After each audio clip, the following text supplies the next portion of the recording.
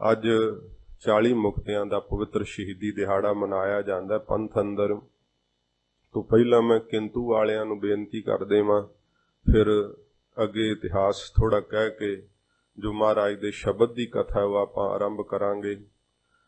ਸੋ ਇਹ ਵਿਚਾਰ ਦਿੰਦੇ ਹੈ ਕਿ ਜਿਹੜਾ ਇਹ 40 ਮੁਕਤਿਆਂ ਦਾ ਸ਼ਹੀਦੀ ਦਿਹਾੜਾ ਹੈ, ਇਹ ਅਖੇ ਜੀ ਬ੍ਰਾਹਮਣਾਂ ਨੇ ਮਾਘ ਦੀ ਸੰਗਰਾਂਦ ਨਾਲ ਜੋੜ ਦਿੱਤਾ ਹੈ। ਇਹ ਸਿੱਖਾਂ ਨੂੰ ਭਰਮਾਇਆ ਜਾਂਦਾ ਹੈ।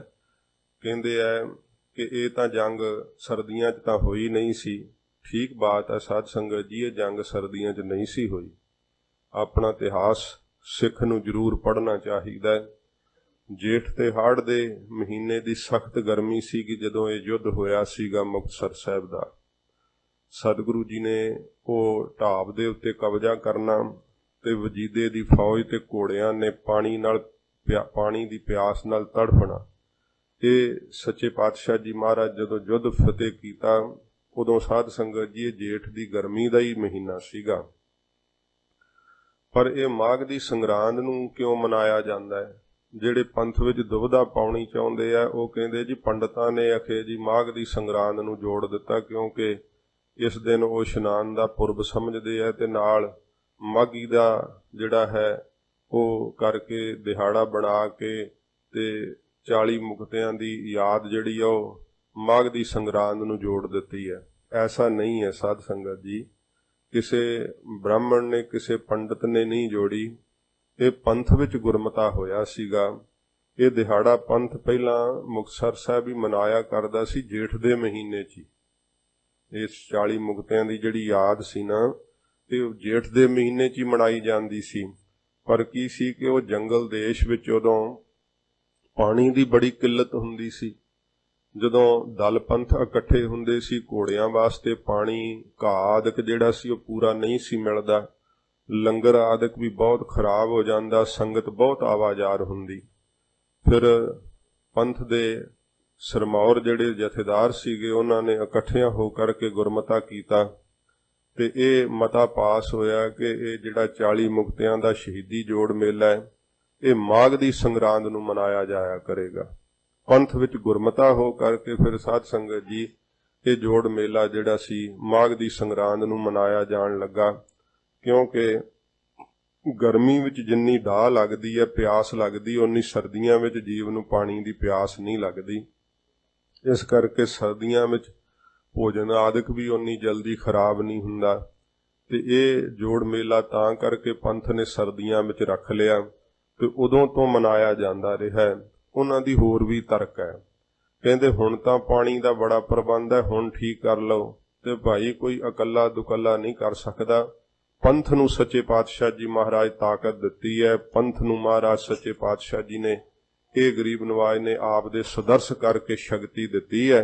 ਭਾਈ ਜਦੋਂ ਪੰਥ ਗੁਰਮਤਾ ਕਰਕੇ ਜੇਠ ਦੇ ਮਹੀਨੇ ਨੂੰ ਕਰ ਦੇਗਾ ਤੇ ਕਿਸੇ ਨੂੰ ਫਿਰ ਕੀ ਇਤਰਾਜ਼ ਹੈ? ਪੰਥ ਹੀ ਸਭ ਕੁਝ ਕਰ ਸਕਦਾ।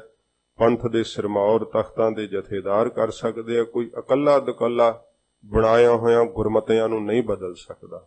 ਤੋ ਇਹ ਸਾਧ ਸੰਗਤ ਜੀ ਸਮਝਣਾ, ਗਰੀਬ ਨਵਾਜ ਸੱਚੇ ਪਾਤਸ਼ਾਹ ਜੀ ਮਹਾਰਾਜ ਦਾ ਆਪ ਜੀ ਨੇ ਵਿਚਿੱਤਰ ਜੀਵਨ ਕੱਲ ਸੁਣਿਆ ਤੇ ਸੰਖੇਪ ਵਿੱਚ ਹੀ ਸਾਧ ਸੰਗਤ ਜੀ ਮੈਂ ਬੇਨਤੀ ਕੀਤੀ ਸੀਗੀ ਕਿਉਂਕਿ ਸਮਾਂ ਆਗਿਆ ਨਹੀਂ ਸੀ ਦਿੰਦਾ।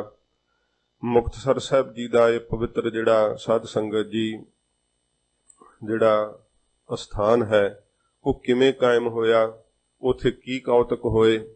ਸੱਚੇ ਪਾਤਸ਼ਾਹ ਜੀ ਮਹਾਰਾਜ ਇਤਿਹਾਸ ਜ਼ਿਕਰ ਕਰਦਾ ਜਦੋਂ ਧੰਨ ਗੁਰੂ ਗੋਬਿੰਦ ਸਿੰਘ ਸਾਹਿਬ ਜੀ ਮਹਾਰਾਜ ਰਾਮੇਆਣੇ ਆਏ ਸੀਗੇ, ਇੱਥੇ ਸਾਧ ਸੰਗਤ ਜੀ ਮਾਝੇ ਦੀ ਸੰਗਤ ਦਾ ਬਹੁਤ ਵੱਡਾ ਇਕੱਠ ਹਜ਼ੂਰ ਦੇ ਦਰਸ਼ਨ ਕਰਨ ਆਇਆ ਸੀਗਾ ਤੇ ਸੱਚੇ ਪਾਤਸ਼ਾਹ ਜੀ ਮਹਾਰਾਜ ਦੇ ਜਦੋਂ ਇੱਥੇ ਆ ਕਰਕੇ ਬਹੁਤ ਵੱਡੀ ਗਿਣਤੀ ਵਿੱਚ ਸੰਗਤਾਂ ਨੇ ਦਰਸ਼ਨ ਕੀਤੇ। ਜਿਹੜੇ ਮੋਦਬਰ ਲੋਕ ਸਨ ਉਹ ਸੱਚੇ ਪਾਤਸ਼ਾਹ ਜੀ ਮਹਾਰਾਜ ਨੂੰ ਜਦੋਂ ਸਮੇਤ ਸੰਗਤ ਦੇ ਮਿਲੇ, ਹਜ਼ੂਰ ਨੂੰ ਨਮਸਕਾਰ ਕਰਕੇ ਫਿਰ ਕਹਿਣ ਲੱਗੇ ਕਿ ਮਹਾਰਾਜ ਬਹੁਤ ਮਹਾਰਾਜੇ ਤਾਂ ਇਹੋ ਜਿਹਾ ਵੇਖੋ ਸਖਤ ਭਾਣਾ ਵਾਪਰਿਆ, ਆਪ ਦੇ ਮਹਾਰਾਜ ਸਾਹਿਬਜ਼ਾਦੇ ਨਹੀਂ ਰਹੇ। ਸੱਚੇ ਪਾਤਸ਼ਾਹ ਬਚਨ ਜਿੱਥੇ ਆਪ ਦੇ ਪਿਤਾ ਜੀ ਸ਼ਹੀਦ ਹੋ ਗਏ, ਆਪ ਜੀ ਦੇ ਸਤਿਕਾਰਯੋਗ ਮਾਤਾ ਜੀ ਵੀ ਠੰਡੇ ਬੁਰਜ ਵਿੱਚ ਸ਼ਹੀਦ ਹੋਏ ਆ। ਸੱਚੇ ਪਾਤਸ਼ਾਹ ਬੜਾ ਔਕੜ ਦਾ ਸਮਾਂ ਆਇਆ ਹੈ। ਅਸੀਂ ਹਜ਼ੂਰ ਕੁਝ ਕਰ ਨਹੀਂ ਸਕੇ। ਸੱਚੇ ਪਾਤਸ਼ਾਹ ਜੀ ਅੱਗੋਂ ਕਹਿੰਦੇ ਐ, ਸਿੱਖੋ ਇਹ ਨਿਰੰਕਾਰ ਦੀ ਮਰਜ਼ੀ ਹੈ, ਵਾਹਿਗੁਰੂ ਦਾ ਭਾਣਾ ਹੈ, ਸਭ ਨੂੰ ਮਿੱਠਾ ਕਰਕੇ ਹੀ ਮੰਨਣਾ ਚਾਹੀਦਾ ਹੈ। ਸਾਡੇ ਸਾਹਿਬਜ਼ਾਦਿਆਂ ਧਰਮ ਵਾਸਤੇ ਕੁਰਬਾਨੀ ਕੀਤੀ, ਇਸ ਕਰਕੇ ਸਾਨੂੰ ਰਤਾ ਵੀ ਮਲਾਲ ਨਹੀਂ। ਸਾਡੇ ਪਿਤਾ ਜੀ ਨੇ ਤਿਲਕ ਤੇ ਜੰਜੂ ਦੀ ਰੱਖਿਆ ਖਾਤਰ ਆਪਦੇ ਸੀਸ ਦਾ ਬਲੀਦਾਨ ਦਿੱਤਾ ਹੈ, ਸਾਨੂੰ ਕੋਈ ਮਲਾਲ ਨਹੀਂ। ਸਾਡੇ ਮਾਤਾ ਜੀ ਵੀ ਧਰਮ ਦੇ ਵਾਸਤੇ ਸ਼ਹੀਦ ਹੋ ਗਏ ਆ, ਸਾਡੇ ਮਨ ਦੇ ਅੰਦਰ ਕੋਈ ਰੰਜ ਨਹੀਂ। ਇਸ ਤੋਂ ਵੱਡਾ ਹੋਰ ਰਾਹ ਜਿਹੜਾ ਹੈ ਸਦਗਤੀ ਦਾ ਕੀ ਹੋ ਸਕਦਾ ਹੈ। ਵਾਹਿਗੁਰੂ ਨੇ ਇਹ ਮੇਰੇ ਮਾਤਾ ਪਿਤਾ ਨੂੰ, ਸਾਡੇ ਸਾਹਿਬਜ਼ਾਦਿਆਂ ਨੂੰ ਇਸ ਕੁਰਬਾਨੀ ਵਾਸਤੇ ਨਵਾਜਿਆ। ਇਹ ਮਹਾਰਾਜ ਸਿੱਖਾਂ ਨੂੰ ਸਿੱਖਿਆ ਦਿੱਤੀ। ਪਰ ਜਿਹੜੇ ਰਾਜਨੀਤਿਕ ਬੰਦੇ ਹੁੰਦੇ ਆ ਨਾ, ਉਹਨਾਂ ਦੇ ਦਿਮਾਗ ਵਿੱਚ ਧਰਮ ਦੀ ਗੱਲ ਛੇਤੀ ਨਹੀਂ ਵੜਦੀ। ਉਹ ਆਪਣੇ ਨਜ਼ਰੀਏ ਨਾਲ ਹੀ ਸੋਚਦੇ ਰਹਿੰਦੇ ਆ। ਉਹ ਸੋਚਦੇ ਆ ਗੁਰੂ ਸਾਹਿਬ ਚਾਹੁੰਦੇ ਹੋਣੇ ਆ ਕਿ ਫਿਰ ਆਨੰਦਪੁਰ ਸਾਹਿਬ ਜਾਈਏ, ਉਵੇਂ ਹੀ ਸੰਗਤਾਂ ਇਕੱਠੀਆਂ ਹੋਣ, ਕਿਉਂਕਿ ਜੀਵ ਆਪਦੇ ਸੁੱਖ ਦੇ ਦਿਨਾਂ ਨੂੰ ਚੇਤੇ ਕਰਦਾ ਰਹਿੰਦਾ ਜਦੋਂ ਦੁੱਖ ਆਉਂਦੇ, ਕਿ ਉਦੋਂ ਬੜੇ ਮਜ਼ੇ ਹੁੰਦੇ ਸੀ, ਉਦੋਂ ਬੜਾ ਸੁੱਖ ਹੁੰਦਾ ਸੀ। ਇਹ ਕਹਿਣਾ ਸ਼ੁਰੂ ਕੀਤਾ ਇਹਨਾਂ ਨੇ, ਕਹਿੰਦੇ ਮਹਾਰਾਜ ਅਸੀਂ ਚਾਹੁੰਦੇ ਹਾਂ ਕਿ ਆਪ ਆਨੰਦਪੁਰ ਸਾਹਿਬ ਫੇਰ ਪਰਤੋ, ਉਵੇਂ ਹੀ ਮਹਾਰਾਜ ਬੜੀਆਂ ਸੰਗਤਾਂ ਦਾ ਇਕੱਠ ਹੋਵੇ, ਉਵੇਂ ਹੀ ਆਪ ਉਪਦੇਸ਼ ਕਰੋ। ਪਰ ਉਹਦੇ 'ਚ ਗੱਲ ਇਹ ਹੈ ਕਿ ਮਹਾਰਾਜ ਸਾਡੀ ਇਹ ਬੇਨਤੀ ਆਪ ਪ੍ਰਵਾਨ ਕਰੋ ਕਿ ਅਸੀਂ ਨਰੰਗੇ ਨਾਲ ਤੁਹਾਡੀ ਸੁਲ੍ਹਾ ਕਰਾ ਦਿੰਦੇ। ਸੱਚੇ ਪਾਤਸ਼ਾਹ ਜੀ ਮਹਾਰਾਜ ਸੁਣਦੇ ਰਹੇ ਉਹਨਾਂ ਦੀਆਂ ਵਿਚਾਰਾਂ। ਮਹਾਰਾਜ ਕਹਿੰਦੇ ਹੋਰ ਕੀ ਤੁਹਾਡੀ ਰਾਏ ਹੈ, ਜੋ ਤੁਸੀਂ ਕਹਿਣਾ ਚਾਹੁੰਦੇ ਹੋ ਕਹਿ ਦਿਓ। ਕਹਿੰਦੇ ਮਹਾਰਾਜ ਜੇ ਤਾਂ ਤੁਸੀਂ ਨਰੰਗੇ ਨਾਲ ਸੁਲ੍ਹਾ ਕਰਨ ਵਾਲੀ ਸਾਡੀ ਰਾਏ ਮੰਨਦੇ ਹੋ ਮਹਾਰਾਜ, ਫਿਰ ਤਾਂ ਅਸੀਂ ਜਿਹੜੀ ਹੈ ਤੁਹਾਡੇ ਨਾਲ ਸਹਿਮਤੀ ਪ੍ਰਗਟਾਈ ਰੱਖਾਂਗੇ, ਨਹੀਂ ਤਾਂ ਮਹਾਰਾਜ ਬੜਾ ਔਖਾ ਹੈ, ਹੁਣ ਸਿੱਖੀ ਨਹੀਂ ਕਮਾਈ ਜਾਂਦੀ। ਵੇਖੋ ਸਿੱਖਾਂ ਵਾਸਤੇ ਬੜਾ ਔਖਾ ਹੋ ਗਿਆ। ਹਕੂਮਤ ਮਹਾਰਾਜ ਜਦੋਂ ਵਿਰੋਧੀ ਹੋ ਜਾਵੇ, ਜਦੋਂ ਸਾਧ ਸੰਗਤ ਜੀ ਰਾਜ ਕਰਨ ਵਾਲੇ ਵਿਰੋਧ ਕਰਨ ਭਾਵ ਸਿੱਖੀ ਨੂੰ ਵੇਖਣਾ ਨਾ ਚਾਹਣ, ਤੇ ਉਦੋਂ ਸਿੱਖੀ ਕਮਾਉਣੀ ਬੜੀ ਔਖੀ ਹੁੰਦੀ ਹੈ। ਸੁੱਖਾਂ ਵਿੱਚ ਤਾਂ ਬੜੀ ਸੌਖੀ ਹੈ, ਸੁੱਖ ਵਿੱਚ ਤਾਂ ਹਰ ਕੋਈ ਕਹਿ ਦਿੰਦਾ ਮੈਂ ਸਿੱਖ ਹਾਂ। ਉਹਨਾਂ ਨੇ ਫਿਰ ਮਹਾਰਾਜ ਨੂੰ ਕਿਹਾ ਕਿ ਸਤਿਗੁਰੂ ਜੀ ਜੇ ਤੁਸੀਂ ਸਾਡੀ ਇਹ ਬੇਨਤੀ ਨਹੀਂ ਪ੍ਰਵਾਨ ਕਰਨੀ, ਇਹ ਬੇਨਤੀ ਕੇਵਲ ਸ਼ਬਦਾਂ ਦੁਆਰਾ ਕਹਿ ਰਹੇ ਸੀ, ਪਰ ਬੇਨਤੀ ਦੇ ਵਿੱਚ ਹੁਕਮ ਲਪੇਟ ਕੇ ਦੇ ਰਹੇ ਸੀ, ਤੇ ਸੱਚੇ ਸਾਹਿਬ ਨੂੰ ਹੁਕਮ ਕੀਤਾ ਜਾ ਸਕਦਾ। ਮਹਾਰਾਜ ਜੀ ਨੂੰ ਕਹਿੰਦੇ ਆ ਕਿ ਸੱਚੇ ਪਾਤਸ਼ਾਹ ਜੇ ਤੁਸੀਂ ਸਾਡੀ ਇਹ ਬੇਨਤੀ ਨਹੀਂ ਪ੍ਰਵਾਨ ਕਰਨੀ, ਫਿਰ ਮਹਾਰਾਜ ਸਾਥੋਂ ਸਿੱਖੀ ਨਹੀਂ ਤੁਹਾਡੀ ਕਮਾਈ ਜਾਣੀ। ਮਹਾਰਾਜ ਜੀ ਨੂੰ ਇਹ ਸ਼ਬਦ ਕਹੇ। ਹਜੂਰ ਨੇ ਫਿਰ ਤੇ ਸਮੇਂ ਰੋਹ ਵਿੱਚ ਆ ਕੇ ਕਿਹਾ, ਮਹਾਰਾਜ ਕਹਿੰਦੇ ਦੱਸੋ ਵੀ ਸਿੱਖੋ, ਸਿੱਖ ਉਪਦੇਸ਼ ਲੈਂਦਾ ਹੁੰਦਾ ਜਾਂ ਦਿੰਦਾ ਹੁੰਦਾ? ਮਹਾਰਾਜ ਜੀ ਨੂੰ ਆ ਕੇ ਕਹਿਣ ਲੱਗ ਪਏ ਸੀ ਹੋਰ ਤਾਂ ਕੋਈ ਕਿਸੇ ਦਾ ਕੀ ਵਿਚਾਰ ਹੈ। ਕਹਿੰਦੇ ਸਿੱਖ ਤਾਂ ਮਹਾਰਾਜ ਉਪਦੇਸ਼ ਲੈਂਦਾ ਹੀ ਹੈ। ਤੇ ਮਹਾਰਾਜ ਕਹਿੰਦੇ ਫਿਰ ਸਾਨੂੰ ਤੁਹਾਡੇ ਕੱਚੇ ਪਿੱਲਿਆਂ ਦੀ ਲੋੜ ਨਹੀਂ, ਜਾਓ ਚਲੇ ਜਾਓ। ਤੇ ਸਤਿਗੁਰੂ ਜੀ ਨੇ ਇਹ ਸ਼ਬਦ ਉਸ ਸਮੇਂ ਰੋਹ ਵਿੱਚ ਆ ਕਰਕੇ ਕਹੇ ਸੀ, ਅੱਜ ਤੁਸੀਂ ਸੁਲ੍ਹਾ ਕਰਾਉਣ ਆ ਗਏ ਹੋ। ਜਦੋਂ ਮਹਾਰਾਜ ਕਹਿੰਦੇ ਸਾਡੇ ਪਿਤਾ ਜੀ ਚਾਂਦਨੀ ਚੌਂਕ ਵਿੱਚ ਸ਼ਹੀਦ ਹੋਏ ਸੀ, ਉਦੋਂ ਤੁਸੀਂ ਕਿੱਥੇ ਸੀ ਸੁਲ੍ਹਾ ਕਰਾਉਣ ਵਾਲਿਓ?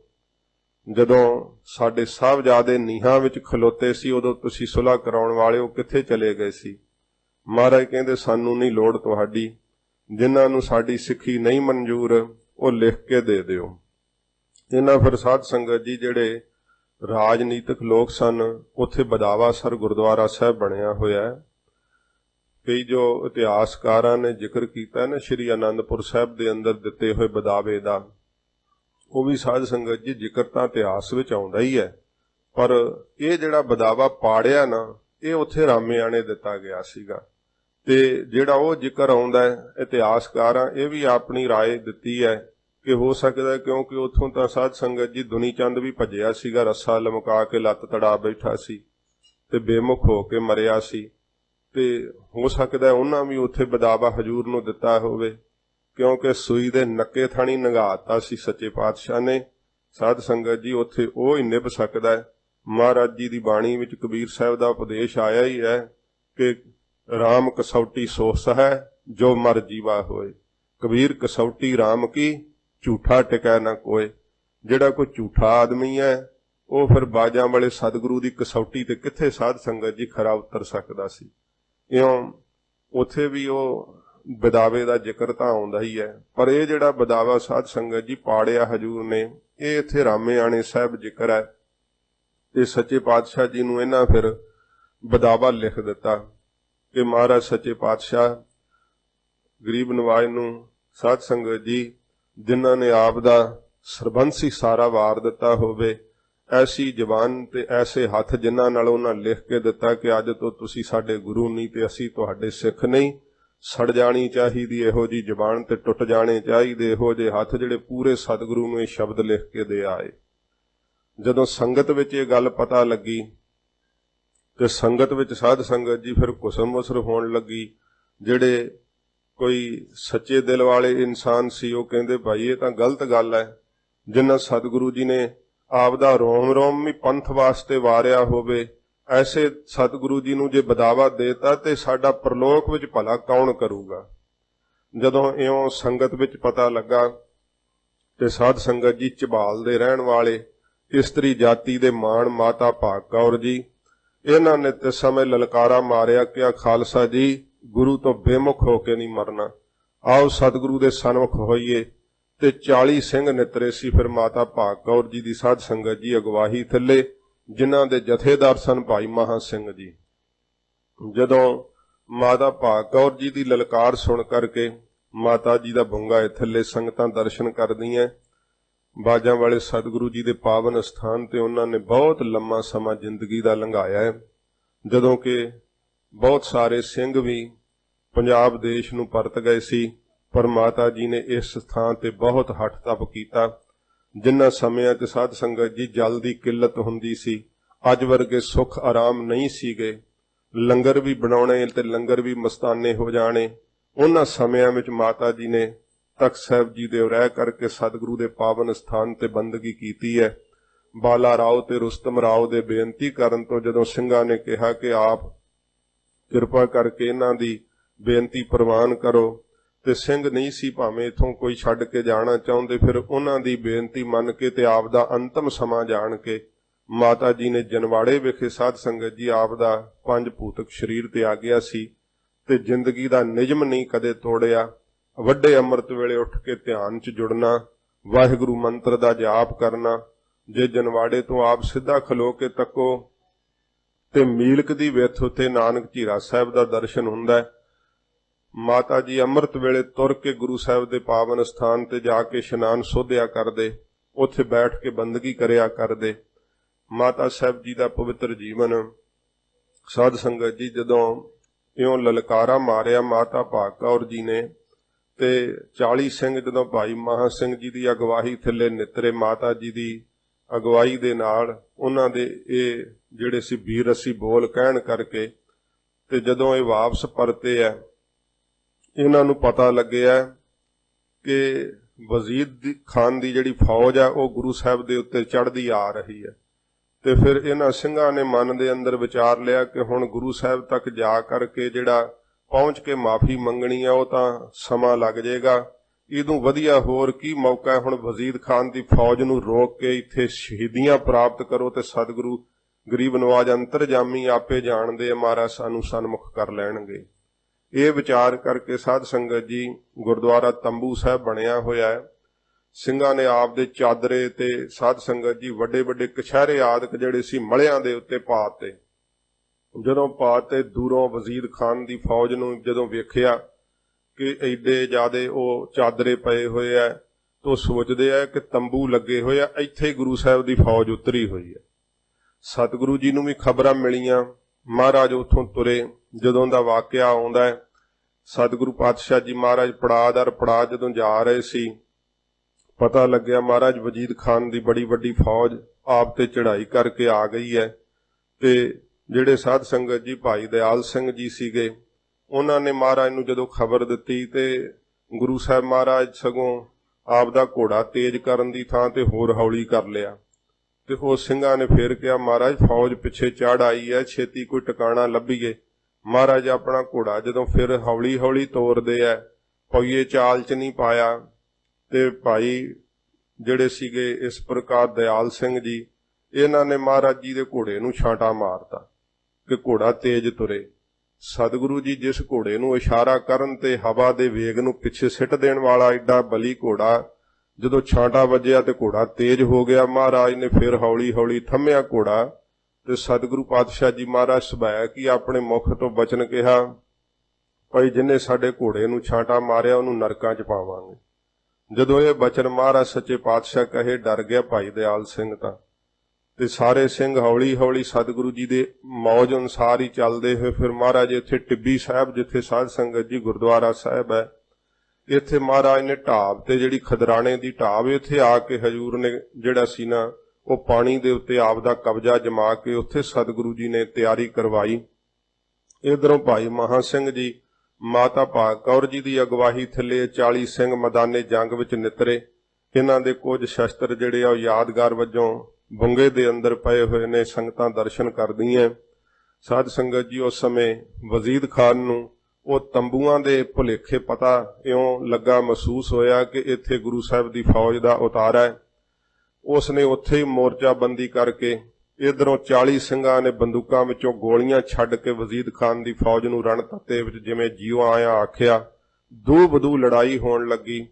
सतगुरु पातशाह जी महाराज ने जदों दूर ही बरूद दा धुआं उड़दा वेखिया, महाराज सच्चे पातशाह ने दू बदू लड़ाई दा नज़ारा वो टिब्बी साहब उच्चे थां ते है।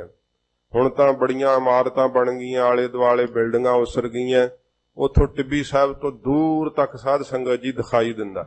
महाराज ने उस टिब्बी साहब ते वीर आसन लाया। सच्चे पातशाह ने पुछया महाराज ने कि भाई ये की गल है, फौज किने रोक ली है? फिर दस्या महाराज ये तां माता भाग कौर दी गवाही विच भाई मां सिंह दा जथा नितर पिया। उन्हां महाराज ये अपनी गलती जानी है कि राजनीतिक लोकां सानू बदावा दवाता, वो तां माफी मंगण लई आ रहे सी पिछे नूं ते वजीद दी खान दी फौज नाल उन्हां दा टाकरा हो पिया। सच्चे पातशाह जी महाराज आप उत्थे वीर आसन ला के सतगुरु जी ने फिर उथों तीर छड्डे आ। गरीब नवाज ने जिस पासे वाल ज्यादा जोर पैंदा सी, सच्चे पातशाह महाराज एक तीर मार करके फौज नूं सच्चे पातशाह महाराज पिछे मुड़न लई मजबूर कर दिंदे।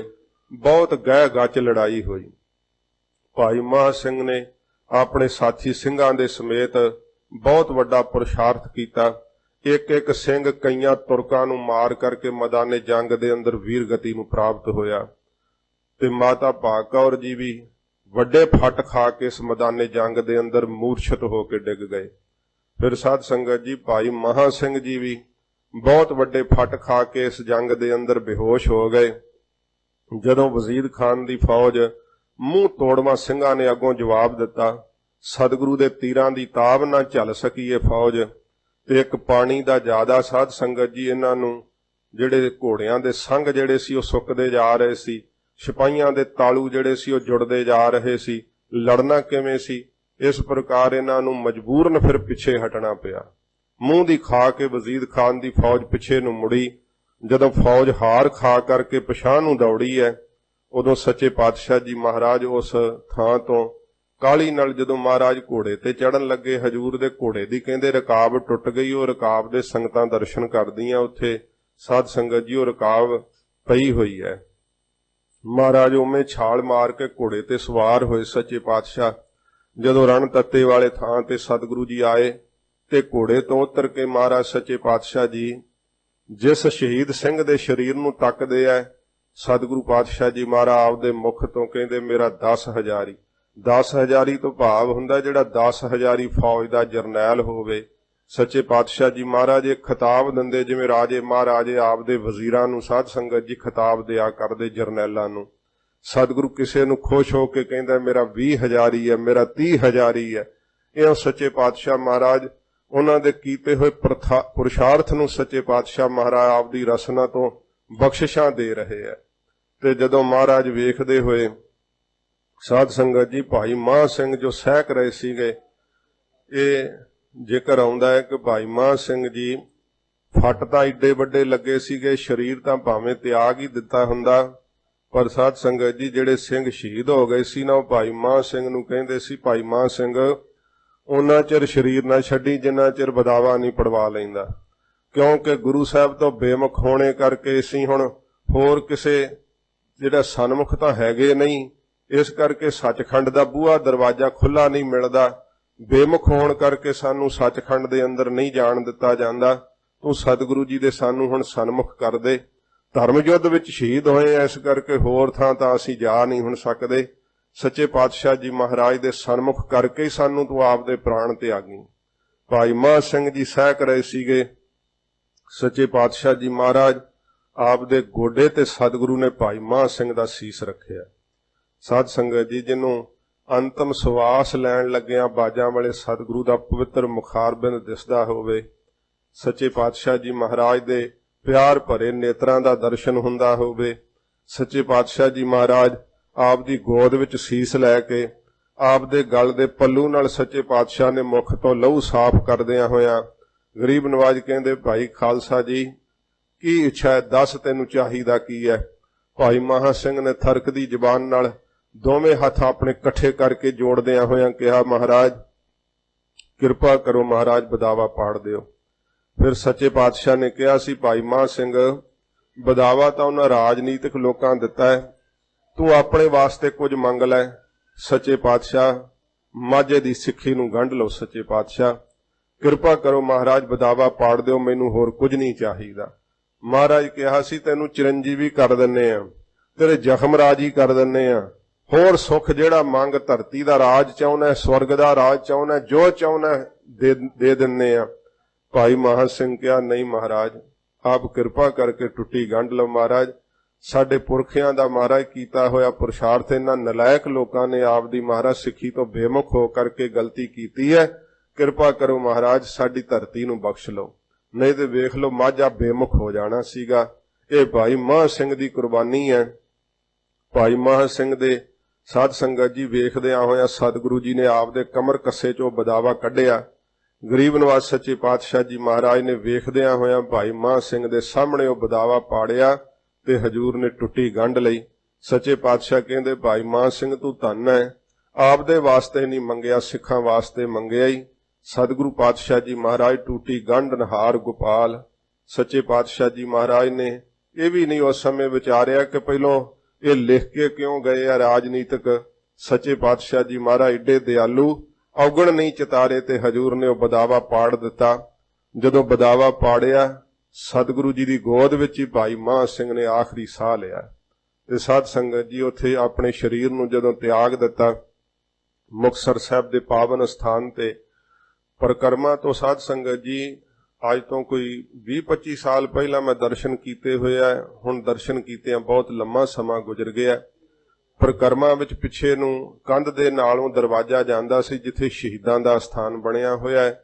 ਉਸ ਅਸਥਾਨ ਤੇ ਸ਼ਾਇਦ ਹੁਣ ਵਿੱਚ ਹੀ ਰਲਾ ਦਿੱਤਾ ਹੈ ਤੇ ਉਸ ਅਸਥਾਨ ਤੇ ਹਜੂਰ ਨੇ ਚਿਖਾ ਬਣਾ ਕਰਕੇ ਸਾਰੇ ਜਿੰਨੇ ਸਿੰਘ ਸੀਗੇ ਉਹਨਾਂ ਦੀ ਪਾਵਨ ਦੇਹਾਂ ਨੂੰ ਰੱਖ ਕਰਕੇ ਹਜੂਰ ਨੇ ਆਪਣੀ ਹਾਜ਼ਰੀ ਵਿੱਚ ਅੰਤਮ ਸੰਸਕਾਰ ਕਰਵਾਇਆ। ਮਾਤਾ ਭਾਗ ਕੌਰ ਜੀ ਉਹਨਾਂ ਦੇ ਸਾਧ ਸੰਗਤ ਜੀ ਮਲਮ ਪੱਟੀ ਕੀਤੀ ਗਈ, ਸਰੀਰ ਦੀ ਸੰਭਾਲ ਹੋਈ ਤੇ ਮਾਤਾ ਭਾਗ ਕੌਰ ਜੀ ਰਾਜੀ ਹੋਏ ਜਿਨ੍ਹਾਂ ਨੇ ਦਿਗੰਬਰ ਵਾਲੀ ਆਪ ਦੀ ਜ਼ਿੰਦਗੀ ਬਤੀਤ ਕੀਤੀ ਸਤਿਗੁਰੂ ਜੀ ਦੀ ਆਗਿਆ ਨਾਲ। ਫਿਰ ਸਾਧ ਸੰਗਤ ਜੀ ਉਹਨਾਂ ਨੇ, ਕਿਉਂਕਿ ਜਦੋਂ ਇਹ ਅਵਸਥਾ ਆ ਜਾਂਦੀ ਹੈ ਨਾ, ਫਿਰ ਸਾਧ ਸੰਗਤ ਜੀ ਬਾਹਰੋਂ ਅੰਦਰੋਂ ਸਭ ਪਰਮੇਸ਼ਰ ਦਾ ਸਰੂਪ ਇੱਕਮਿਕ ਉਹਨਾਂ ਨੂੰ ਰਮਿਆ ਹੋਇਆ ਦਿਖਾਈ ਦੇਣ ਲੱਗ ਪੈਂਦਾ। ਸਤਿਗੁਰੂ ਜੀ ਨੇ ਕਿਹਾ ਇਸ ਅਵਸਥਾ ਵਿੱਚ ਵੀ ਰਹਿਣਾ, ਫਿਰ ਵੀ ਗੁਰਮਤ ਦਾ ਧਾਰਨੀ ਹੋ ਕਰਕੇ ਤੇ ਗੁਰਮਤ ਦੇ ਅਨੁਸਾਰ ਸਿੱਖਿਆ ਨੂੰ ਕਮਾਉਂਦੇ ਆਪ ਦਾ ਜੀਵਨ ਜਿਉਣਾ। ਸਤਿਗੁਰੂ ਜੀ ਦੇ ਨਾਲ ਮਾਤਾ ਭਾਗ ਕੌਰ ਜੀ ਇੱਥੇ ਤੱਕ ਆਏ ਤੇ ਸਾਧ ਸੰਗਤ ਜੀ ਜੀਵਨ ਪ੍ਰਯੰਤ ਗੁਰੂ ਘਰ ਦੀ ਸੇਵਾ ਕਰਦਿਆਂ ਹੋਇਆ ਆਪ ਦਾ ਆਖਰੀ ਸਾਹ ਜਨਵਾੜੇ ਵਿਖੇ ਦਿਆ। ਸ਼ਹੀਦਾਂ ਦੀ ਯਾਦ ਵਿੱਚ ਸਾਧ ਸੰਗਤ ਜੀ ਮੁਕਤਸਰ ਸਾਹਿਬ ਦੀ ਪਾਵਨ ਧਰਤੀ ਤੇ ਵੱਡੇ ਜੋੜ ਮੇਲੇ ਲੱਗਦੇ ਐ। ਸਤਿਗੁਰੂ ਜੀ ਨੇ ਵਰ ਦਿੱਤਾ ਸੀ, ਭਾਈ ਮਹਾਂ ਸਿਆਂ ਤੇਰੀ ਕੁਰਬਾਨੀ ਹੈ, ਇੱਥੇ ਮੁਕਤੀਆਂ ਦੇ ਸਰੋਵਰ ਲੱਗ ਜਾਣਗੇ। ਜਿਹੜਾ ਤੁਹਾਡੀ ਯਾਦ ਵਿੱਚ ਆ ਕਰਕੇ ਇੱਥੇ ਇਸ਼ਨਾਨ ਕਰੇਗਾ, ਅਰਦਾਸ ਬੇਨਤੀ ਕਰੇਗਾ, ਸੱਚੇ ਪਾਤਸ਼ਾਹ ਕਹਿੰਦੇ ਅਸੀਂ ਉਹਨੂੰ ਵੀ ਮੁਕਤ ਕਰ ਦਿਆ ਕਰਾਂਗੇ। ਭਾਈ ਮਹਾਂ ਸਿਆਂ ਤੇਰੀ ਕੀ ਬਾਤ ਹੈ, ਐਡੇ ਮੁਕਤੀਆਂ ਦੇ ਸਰੋਵਰ ਹਜੂਰ ਨੇ ਲਾ ਦਿੱਤੇ ਸੱਚੇ ਪਾਤਸ਼ਾਹ ਜੀ ਮਹਾਰਾਜ ਨੇ। ਤੇ ਪੰਥ ਦੀ ਵੱਡੀ ਅਕਦਰਤਾ ਸਾਧ ਸੰਗਤ ਜੀ ਮਾਘ ਦੀ ਸੰਗਰਾਂਦ ਨੂੰ ਉਸ ਪਾਵਨ ਅਸਥਾਨ ਤੇ ਹੁੰਦੀ ਹੈ। ਤੋ ਸ਼ਹੀਦਾਂ ਦੇ ਪਵਿੱਤਰ ਇਸ ਦਿਹਾੜੇ ਤੇ ਉਹਨਾਂ ਦੀ ਪਵਿੱਤਰ ਸ਼ਹਾਦਤ ਨੂੰ ਕੋਟੀ-ਕੋਟੀ ਪ੍ਰਣਾਮ ਹੈ।